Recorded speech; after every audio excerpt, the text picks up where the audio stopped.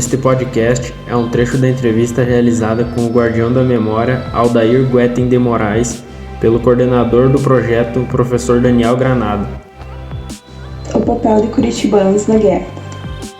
E qual o papel de curitibanos, então, dentro Bom, desse curitibanos, para você ter uma ideia, Campos Novos tinha se emancipado já há mais tempo. Canoinhas tinha se emancipado em 1911. O movimento começou em 1912. Então eu digo que 80% do que aconteceu em Curitibanos. E Curitibanos foi a única cidade que foi atacada e incendiada. Que era uma vila na época.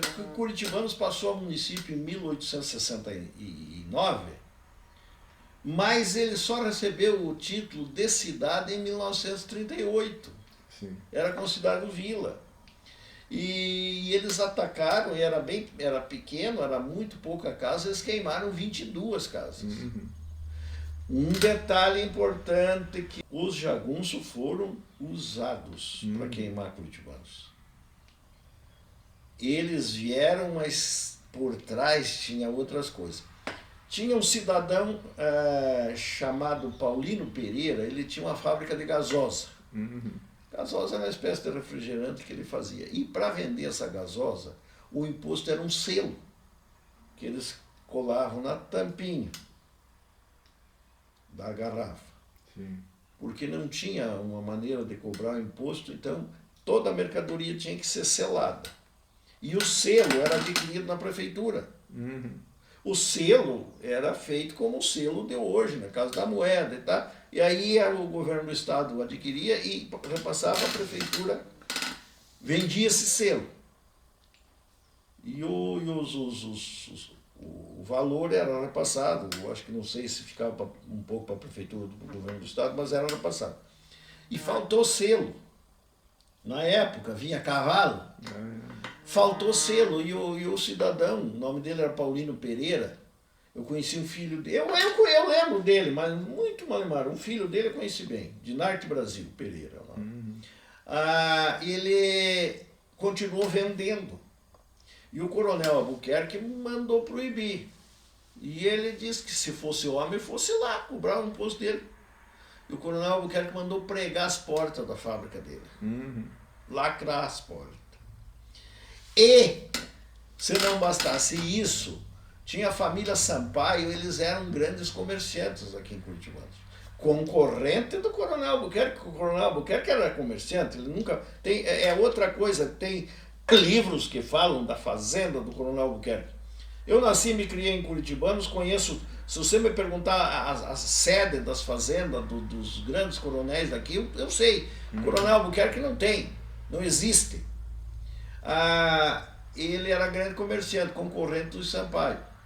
E como não tinha vendedor naquela época, um dos Sampaio era encarregado de buscar mercadoria lá em Blumenau, em lombo de mula.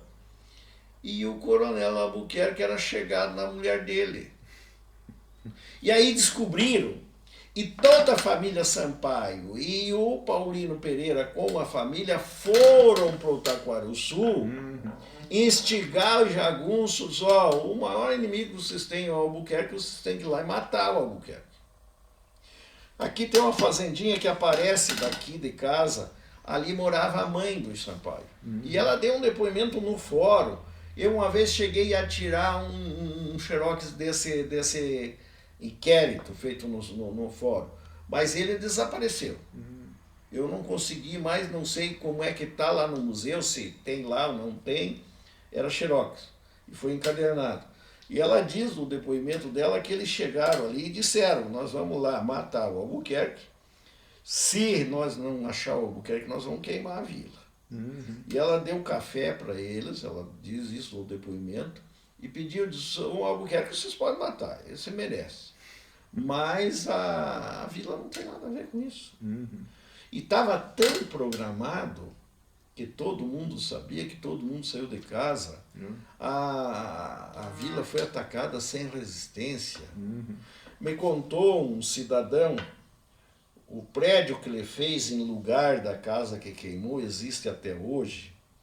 Ele fica na esquina, sabe o Banco do Brasil? Sim. Na outra esquina, ao inverso, tem um predinho ali, de 2 pavimentos.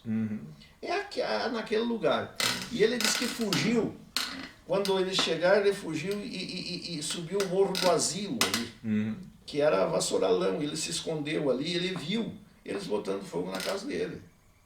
E o dinheiro que ele tinha, o que era dinheiro de papel, ele enrolou, colocou em litros e enterrou no terreno. E o que era de moeda, ele também usou algum recipiente e enterrou. Depois que passou, ele foi lá, desenterrou e recuperou tudo que ele tinha perdido, né? E continuou. Então, aí Curitibanos foi queimado em 16 de setembro,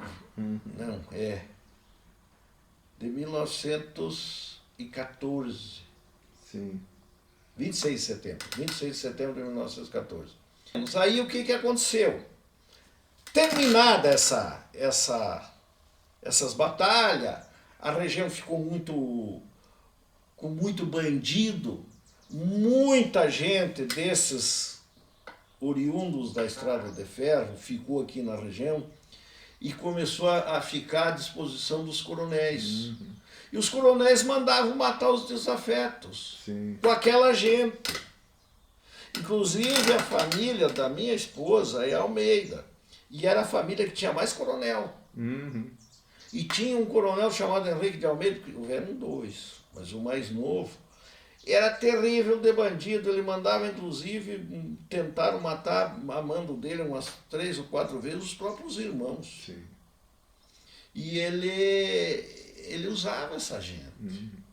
Essa gente ficou aqui. Curitibanos era conhecido como terra de pistoleiro até pouco tempo.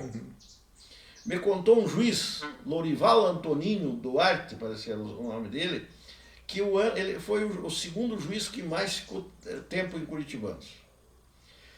Ele disse que o ano que ele chegou, ele julgou 60 e poucos crimes de morte. E o ano que ele foi embora, ele tinha julgado apenas 6. O que aconteceu? Começaram a instalar a escola, veio uma universidade, agora veio uma segunda. Quer dizer, isso mudou o comportamento do povo. O povo daqui era um povo atrasado, como eu disse, não tinha escola. Mais de 80% da população não sabia ler e escrever.